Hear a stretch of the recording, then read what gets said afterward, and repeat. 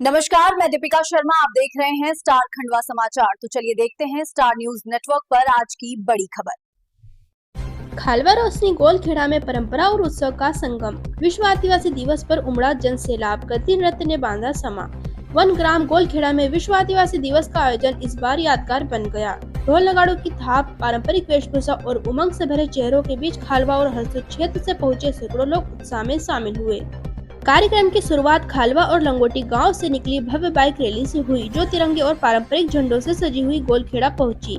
यहां आदिवासी समाज संगठन द्वारा रंगारंग सांस्कृतिक कार्यक्रम आयोजित किए गए। गद्दी नृत्य की लय पर थिरके कलाकारों ने वातावरण को रोमांच से भर दिया और दर्शकों की तालियों की गड़गड़ाहट देर तक गूंजती रही। गांव-गांव से आए युवाओं ने भी भारी संख्या में शामिल होकर अपनी संस्कृति के प्रति गर्व का संदेश दिया। इस अवसर पर अखिल भारतीय कोरकू आदिवासी महापंचायत खंडवा जिला अध्यक्ष रामजी चौहान, राधेश्याम पाटिल तहसील अध्यक्ष खालवा, निखिलेश पालवी सेक्टर प्रभारी गोलखेड़ा, मनीष पालवी तहसील अध्यक्ष खालवा के साथ साथ प्रकाश साइचर, सरोज बघेल, सत्यपाल सिंह बघेल, कमल सिंह नवरे, आर.एन. ठाकुर, अमर सिंह सिलाले, सोमलाल काजले, भीम आर्मी के आकाश मार्को, संतोष काजले, राय सिंह सिलाले, भूरा साटे एवं अनेक गणमान्य नागरिक मौजूद रहे। गोलखेड़ा में इस दिन हर ओर संस्कृति, एकता और उत्साह की गूंज महसूस की गई, जिसने सभी के दिलों में अपनी पहचान पर गर्व का भाव जगा दिया।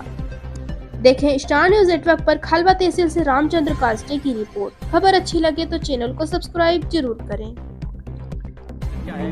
लगभग सभी देशों में जहाँ जहाँ जल है, जंगल है, पर्वत है, वहाँ पर आदिवासी हैं और मुख्य धारा से बहुत पिछड़ रहे हैं, क्योंकि वहाँ पर विकास की कमियाँ हैं। स्वाभाविक रूप से वहाँ पर ऐसा नहीं है। तो इसके लिए एक आने वाले समय में सभी मानवीय समाज में सभी समाज जन, सभी वर्ग के लोग एक साथ विकसित दिखें, इस धारणा को ध्यान में रखते हुए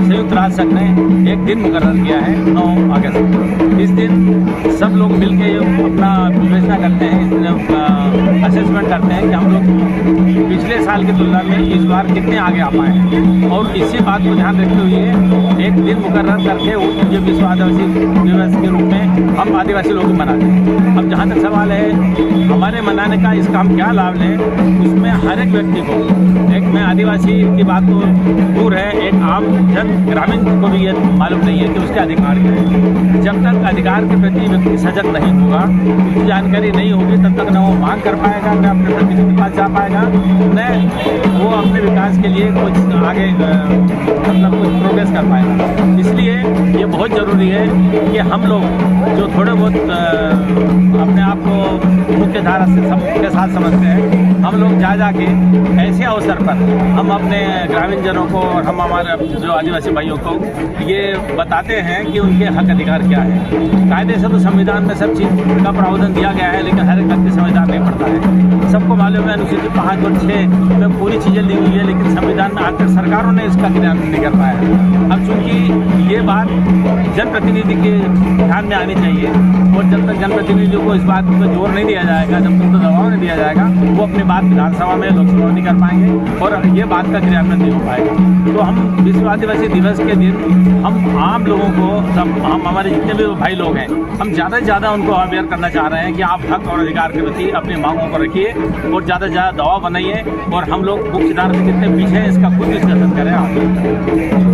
आपका परिचय?